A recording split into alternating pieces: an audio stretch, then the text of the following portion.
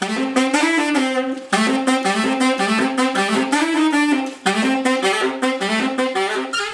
remember listening to 80s music when I hit high school. It was my buddies. You know, he was like, yo, you like saxophone, right? He's like, you like listening to rock music? And I was like, yeah, I like both of those things. And he goes, here, listen to Who Can It Be Now? And he showed me that, and I fell in love with that track. And then he played Urgent by Foreigner, and I fell in love with that track.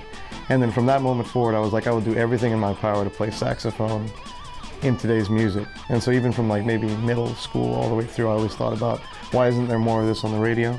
And so now today, as a saxophone player, I like putting pretty much saxophone in as many things as I can. But this project's what's really interesting to me, because you know I've never been in a band with a turntable, much less a rapper, much less a guitarist that can shred like Jester. So it's pretty incredible. So being able to play saxophone, contemporary style, jazz style, and then coming over here with a turntable rap style. But I guess my point in this project is to explore these guys and hear something new, really cool, and you know, interesting. So yeah, it's that uniqueness that separates you from pretty much the contemporary radio today. So pop radio, it's all very generic. You could probably calculate it out. I remember I saw a YouTube video a couple years ago of somebody taking the top 5 country songs and then layering them on top of each other, and you find the same exact song form. And I feel like that makes sense since mainstream radio has been record labels and you know getting yourself distributed, so it obviously had to follow a template to success.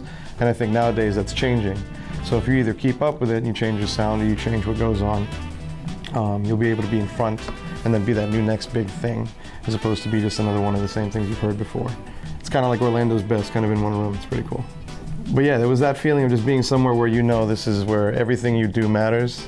You know, even if it's just having fun, you're enjoying here. It feels like a day at work, but you enjoy your job. And just being around people that obviously can play much better or do things that I could never imagine doing, like spitting verses like fire.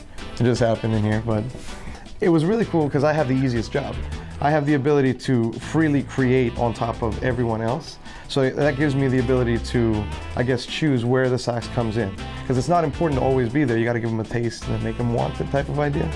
Talking about the saxophone for a second then, it's been said that the sound, or the timbre as it comes through, is as close to the human voice as you can get to. So when you hear it played or you hear it on top of a track, you have to think of it from a perspective of this is a third voice. This isn't necessarily a lead guitar ripping a solo.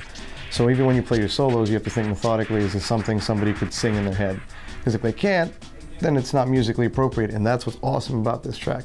You have Beecher laying down these incredible vocals that are just straight fire through the verses, but they're methodical, and they're counted out, and there's like just that ability to hear that and then layer on top of that. It's just a very cool thing to hear.